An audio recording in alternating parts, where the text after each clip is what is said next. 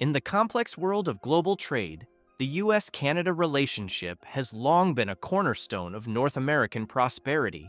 But in recent years, that bond has been tested like never before. Picture this. What happens when the U.S. president slaps tariffs as high as 100% on Canadian vehicles and metals? The result? Economic chaos, potential job losses, and a shaking of industries that rely on cross-border trade. What's more, Canada isn't sitting idly by.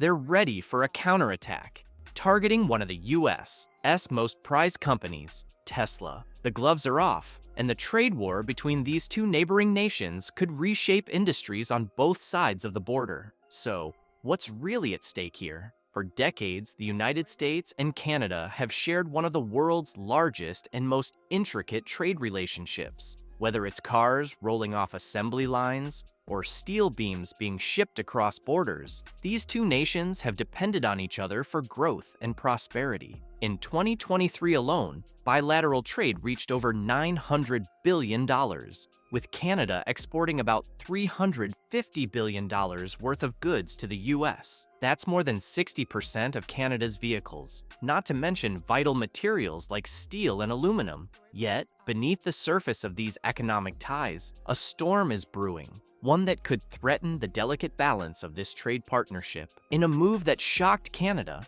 President Trump recently threatened to impose a 100% tariff on all Canadian-made vehicles and metals. His justification? National security concerns and a desire to protect American industries. This isn't just idle talk. It's a direct attack on one of Canada's economic lifelines. Every year, the U.S. imports over 2 million vehicles from Canada, including pickup trucks from Ontario plants and SUVs assembled in Quebec. On top of that, millions of tons of steel and aluminum flow south to fuel the U.S. manufacturing sector. But here's the kicker. Canada isn't backing down. In response, some Canadian politicians have suggested a 100% tariff on Tesla, a direct hit on the U.S. electric vehicle giant, which has a massive presence in Canada. Tesla is no ordinary car maker. It's the crown jewel of American innovation. A company worth $1 trillion,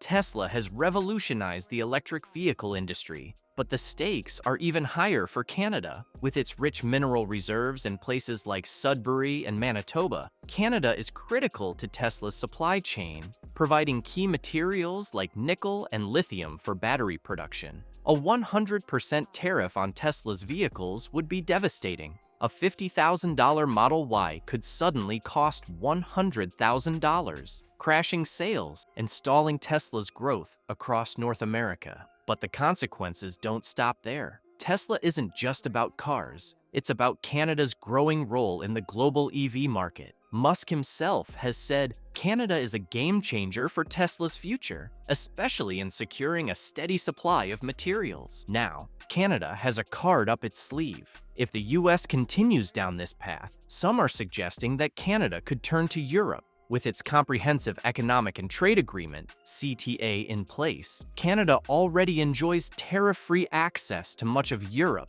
with trade between the two growing by 30% since 2017. Could Europe replace the U.S. as Canada's primary trading partner? In theory, yes, but it's not that simple. For one, Europe is much farther away, and shipping costs are significantly higher. Plus, Europe has its own auto and metal producers. Germany's Volkswagen and France's Renault aren't exactly begging for Canadian imports. Still, Canada sees an opportunity in Europe's booming green economy, particularly its growing demand for lithium and cobalt to fuel the electric vehicle revolution. While Europe presents a compelling backup plan, it's far from a perfect solution. The EU is a long way off, and shipping costs from Canada are 3 times higher than sending goods to the US. Plus, Canada would need to adjust its products to meet European standards, adding further complexity. However, Europe is still a viable alternative,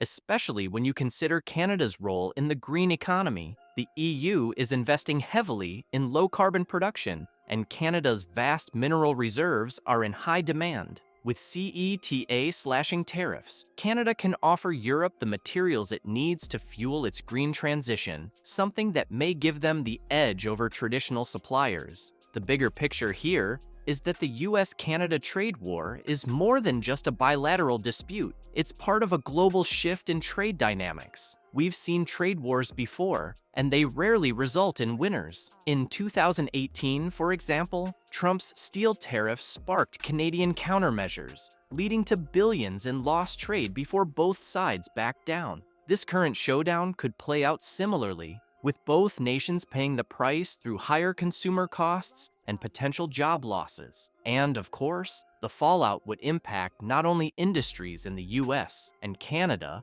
but also countries like Mexico, which is closely tied to both economies. The trade war between the US and Canada is far from over. While both sides are making threats, the question remains, who will blink first? Will the US back down from its tariff threats, or will Canada pivot to Europe, forcing a new trade alignment? The consequences of this battle will reshape industries, challenge trade norms, and leave consumers paying the price. One thing's for sure, the stakes are sky high, and the future of North American trade hangs in the balance.